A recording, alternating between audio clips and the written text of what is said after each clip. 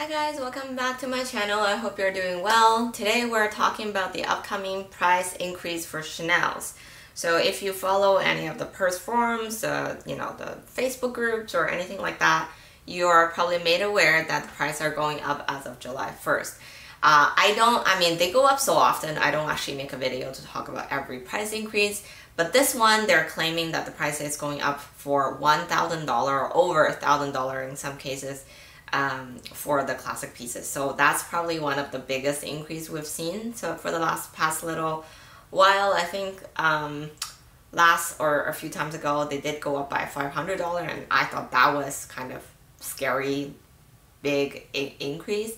But the rumor says that this one that's upcoming is gonna be a price increase of $1,000, which roughly goes to about 12.5% for the classic pieces. So according to some of the information I'm seeing online, I will also post the numbers as I speak to you guys. But for the classic flap, this one right here in the medium size, it will go from, the current price is $8,775. It's going up to $9,871 for this piece right here. For the small size of the same classic flap, currently sells in Canada for $79.75, is going up to $89.72. And then for the large size, which is the jumbo size, it's going from $95.75 to finally over $10,000. So it's like $10,772. So that is roughly about 12.5% increase in all the models. That is huge. I think it's such a big increase, and I don't really know how to react to that. I mean, I never thought I'd be walking around with a bag that's over $10,000, and yeah, I am. So it's a bit crazy to think that's how much they cost now. I bought this only like about a couple years ago, and it's still in brand new condition. Like even the hardware, everything, it's brand new because I haven't really been using all that much. But I paid like $7,000 something after tax, and I thought that was crazy. I was like, okay, I must be crazy to be putting that much money on a bag. Well, doesn't seem so crazy now, I guess. And then there's tons of people who are just like, okay, well, with that price, I'm just gonna go ahead and buy a Hermes bag. I'm not gonna bother with Chanel anymore. I will never buy Chanel again.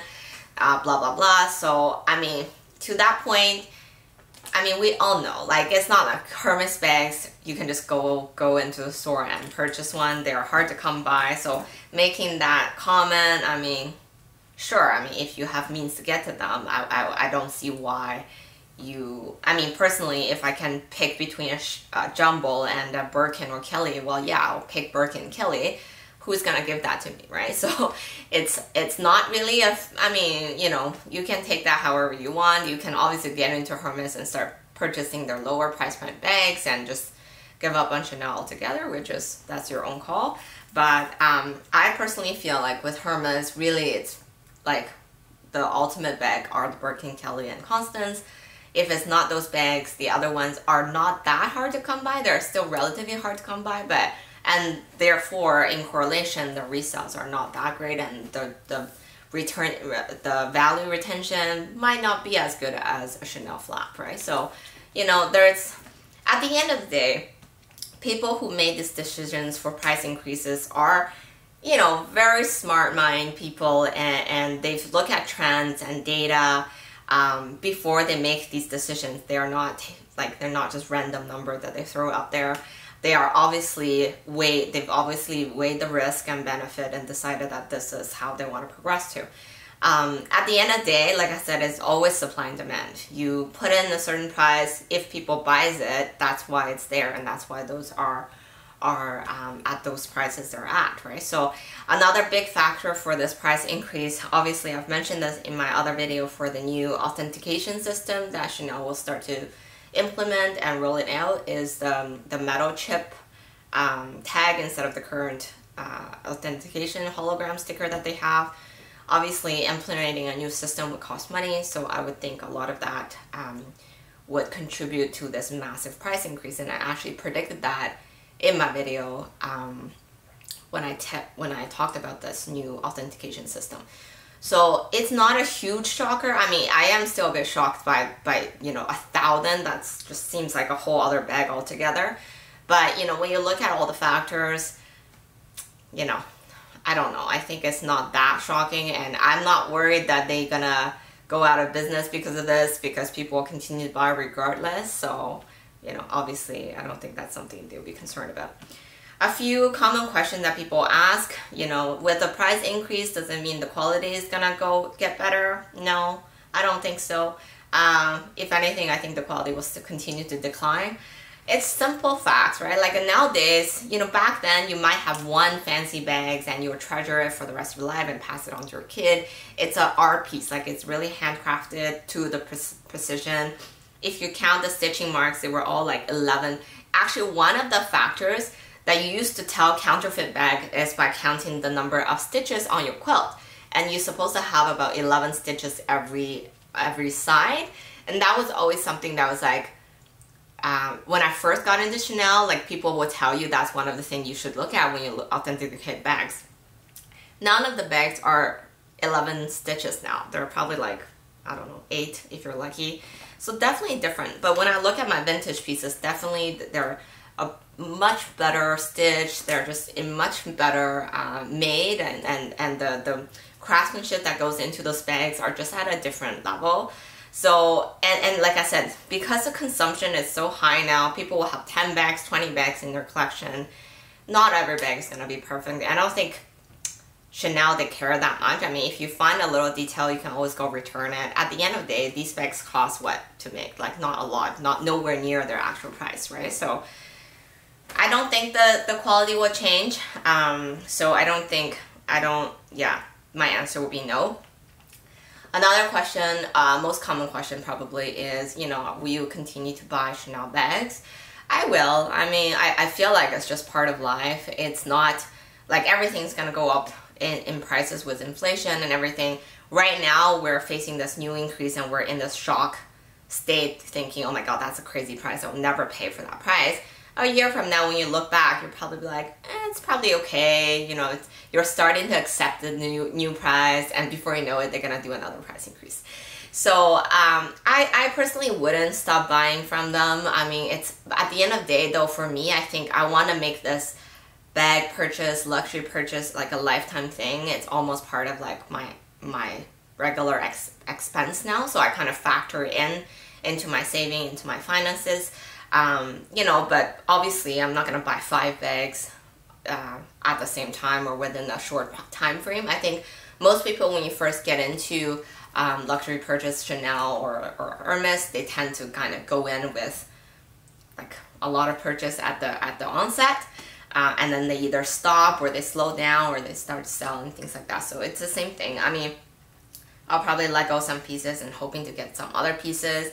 But I do find it's a little bit of destiny and fate when these bags come into your collection, to your family, like when you travel, when you're like, so definitely, something I still look forward to do at some point, making in-store purchases and things like that, shopping around for new bags. So I wouldn't stop buying any of them because of the price increase. I would weigh my pros and cons, and obviously compared to other brands, I'm not like just buying Chanel's. I am interested in all other luxury brands as well. So definitely, other factors to consider as well. But personally speaking, I don't think it will be a reason to stop buying altogether. And then I mean, at the end of the day, like I said, the new system is probably one of the reasons why it caused this huge price increase. But I do think they've considered the fact that with this new authentication system, it would discourage resellers, it would discourage counterfeit products. So they think in turn, by minimizing or decreasing those channels, they will increase the revenue altogether. And especially with the higher price, I think that makes sense. It's logical to me. And at the end of the day, honestly, you guys, there's no way that people will stop buying Chanel's. I mean, there's tons of people with money out there, and people just do this regularly, and there's no way. I mean, they will continue to just sell and make money of women who are into luxury like us. And again, it's a personal decision. It's not a necessity. Luxury is definitely something that's, you know, it's not like food and water. Like you don't need it. Definitely it's something I feel like it should bring you joy and confidence and something special. I mean, these are pricey items. When you buy these, definitely it should spark joy in you. If it's causing instead stress and misery in your life, then I definitely don't think it's worthwhile, and I definitely think you should stop doing that if it's just all it brings for you is stress and you know, misery. So for me, I still love looking at these bags, even just laying them out here. I feel really happy just like looking at them, seeing them in my collection. I am really happy with what it is right now, like in terms of Chanel bags that I have. I'll do an updated collection video for you guys soon. I was debating, you guys know, I was debating at one point to add a mini bag, but I feel, I don't know if I'm a mini bag person.